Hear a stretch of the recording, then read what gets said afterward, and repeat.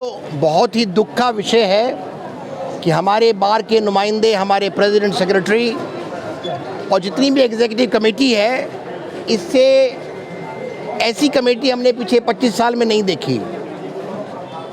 2019 में एक ऐसी सीरियस वारदात हुई 30,000 में, 30,000 के प्रांगण में दिल्ली पुलिस के अफसरों ने, दिल्ली पुलिस के सिपाहियों ने यहाँ पर एक आतंक मचा दिया, गाड़ियाँ तोड़ दी, चैम्बरों में घुस के मारा और हमारे ही भाई पर गोली भी चलाई। उसके बाद जस्टिस SM गर्ग साहब की एक कमेटी बनी। वो यहाँ पर बेला रोड पे जो आपका कॉम्प्लेक्स है, वहाँ पर एक कमेटी है।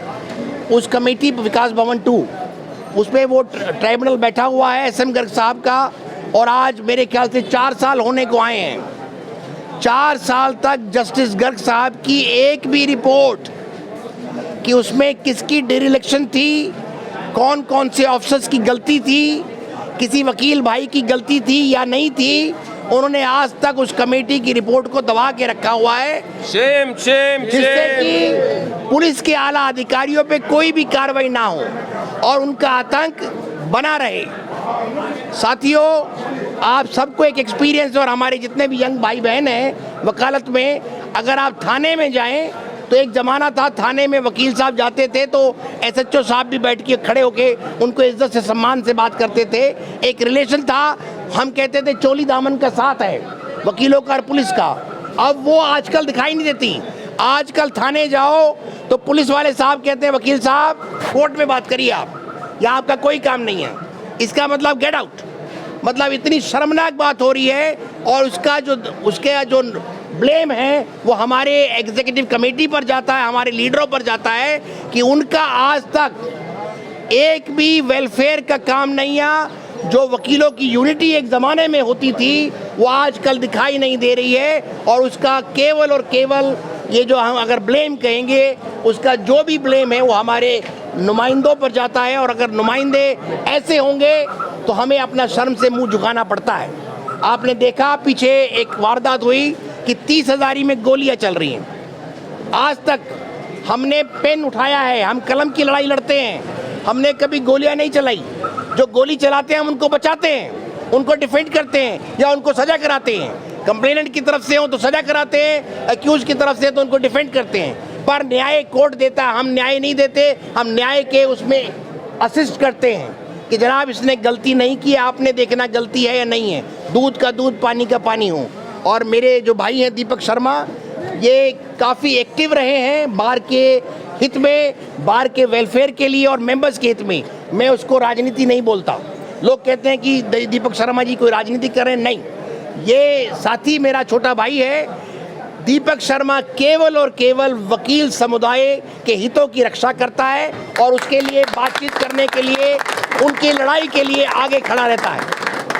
और ऐसे बहुत कम साथी आपको देखने में मिलेंगे जो निस्वार्थ भाव से आपकी सहायता करने के लिए खड़े रहते हैं। साथियों, मैं ज़्यादा ना बोलते हुए चेताना चाहता हूं हमारी दिल्ली बार एसोसिएशन के नुमाइंदों को और हमारे बार के तथाकथित लीडरों को कि वो जस्टिस SM गर्ग साहब की कमेटी की रिपोर्ट को सार्वजनिक करें और उसको हाई कोर्ट में फाइल कराएं, और जो भी एयरिंग ऑफिशियल्स थे जिन्होंने हमारे वकीलों की संपत्ति को नुकसान पहुंचाया था, उनको दंड मिलना चाहिए। यही मेरी आप सभी से दरख्वास्त है कि हम अपने लीडरों को चेताएं, और ये चेतावनी है उनको, अगर उन्होंने ऐसा कोई कार्य जल्दी नहीं किया तो एक ये जो चीज़ है, ये आवाज़ यहीं नहीं रुकेगी, आगे तक जाएगी। धन्यवाद। सुरेंद्र चौहान भाई का मैं धन्यवाद करता हूं। दिल्ली के थानों की तो छोड़िए, घटना तो 30,000 कोर्ट के अंदर एक ऐसी होगी पिछले हफ्ते कि हमारे बार के एक पदाधिकारी को अपने चैम्बर की टाइलें बदलवानी थी। वो टाइलें मंगवा रहे थे जो गेट पे रोक दी गई। 2 घंटे की जद्दोजहद के बाद वो टाइलें अंदर आई। आलम तो ये है हमारी बार का इस समय। मैं राकेश शर्मा जी हैं प्रभारी BCD के, मेरी रिक्वेस्ट है उनसे कि वो आके अपने इसके ऊपर विचार व्यक्त करें।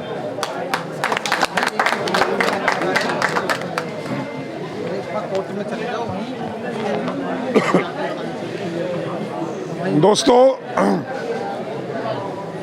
मैं धन्यवाद करता हूं दीपक शर्मा का, जिन्होंने आज 2 नवंबर 2019 की घटना को याद रखते हुए और वकीलों के आत्मसम्मान की जो लड़ाई 2019 में शुरू हुई थी उसको आज तक उसी तरीके से जोशो फरोश के साथ कंटिन्यू करने के लिए आज ये जो छोटा सा प्रयास किया गया, जो ये मेमोरी रिकॉल किया गया, इसके लिए दीपक शर्मा धन्यवाद के पात्र हैं। और मैं समझता हूँ ये काम न केवल दीपक शर्मा को करना चाहिए था, बल्कि ये काम उन सब तमाम लीडर्स को भी करना चाहिए था जो सो कॉल्ड लीडर्स ये कहते हैं कि हम बार के हित के लिए काम करते हैं। केवल ये सामने आप देख रहे हैं बोर्ड लग रहा है, केवल इस तरह के बोर्ड टंगवा देने से, शुभ दीपावली कह देने से वकीलों का कोई हित नहीं होने वाला। वकीलों का हित तो जब ही होगा जब वकीलों की वास्तविक लड़ाई को लड़ा जाए। दोस्तों, ये कॉन्स्टिट्यूशन ऑफ इंडिया का बोर्ड देख रहे हैं, ये कौन सा कॉन्स्टिट्यूशन ये कहता है कि वकीलों को प्रताड़ित करो, निहत्थे वकीलों पर लाठी चार्ज करो, उसके बाद वकील सड़कों पर उतरें, उसके बाद वकील अपना काम छोड़ें, अपना नुकसान करें, और जो एयरिंग ऑफिसर्स हैं, जो डिफॉल्टर्स हैं, उनको कोई पनिशमेंट ना मिले। ये कौन सा कॉन्स्टिट्यूशन में कहाँ लिखा है? ये बात हमारे लीडर्स को पूरे जोर शोर से उठानी चाहिए, बार को उठानी चाहिए, बीसीडी को उठानी चाहिए। और जो ये 4 साल से ठंडे बस्ते में जो कमीशन की रिपोर्ट पड़ी है, इस रिपोर्ट को सार्वजनिक होना चाहिए। इस रिपोर्ट के आधार पर जो दोषी हैं उनके ऊपर कार्रवाई होनी चाहिए। सुरेंद्र चौहान जी ने बिल्कुल सही कहा कि इसको बहुत लंबे समय तक यूँ डाल देना ये वकीलों का मनोबल तोड़ता।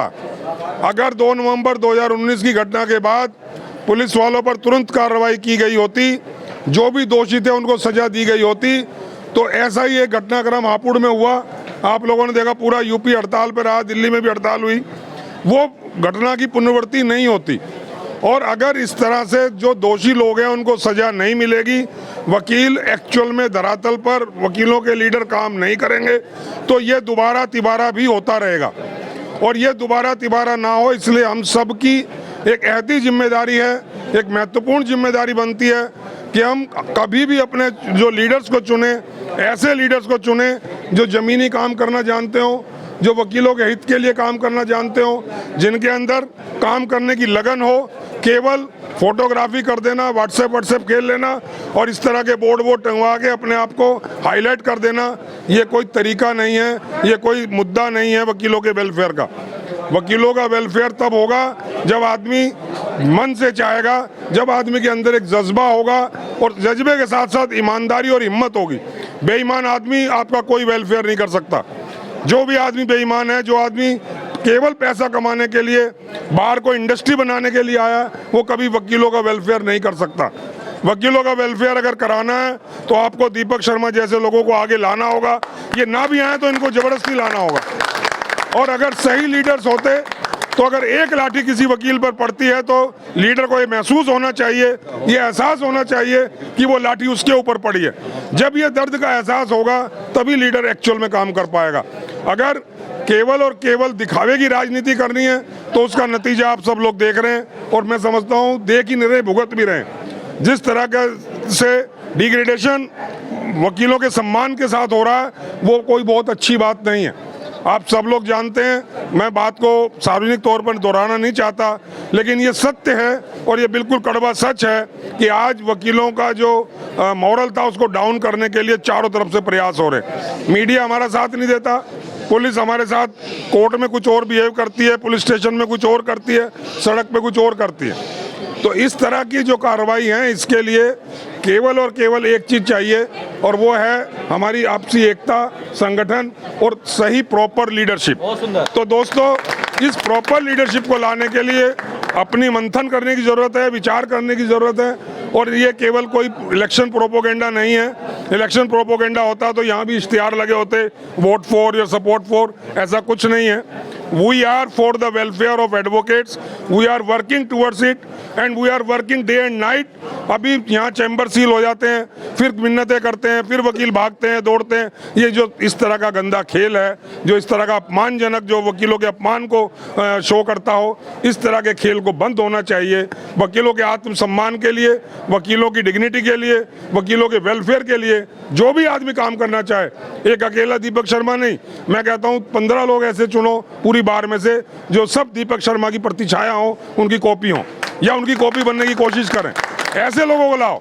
मैं किसी एक को प्रमोट करने की बात नहीं कर रहा हूँ, मैं तमाम लोगों से एक अपील कर रहा हूँ इस मंच से कि ऐसे लोगों को चुनने के लिए आप अपने विवेक का इस्तेमाल करें, अपनी बुद्धि का, अपने एक्सपीरियंस का इस्तेमाल करें और अच्छे लीडरशिप को आगे लाएं ताकि वकीलों का सम्मान बना रहे। दोस्तों, इतनी बात के साथ मैं अपनी वाणी को विराम देता हूँ। आप सभी को पुनः आने वाली दिवाली की शुभकामनाएं, आने वाले त्योहारों की शुभकामनाएं, और उम्मीद करूंगा कि आप सब लोग संगठित रहेंगे, मजबूती के साथ रहेंगे और एक दूसरे के दुख सुख में काम आएंगे। इसी उम्मीद के साथ जय हिंद, जय भारत।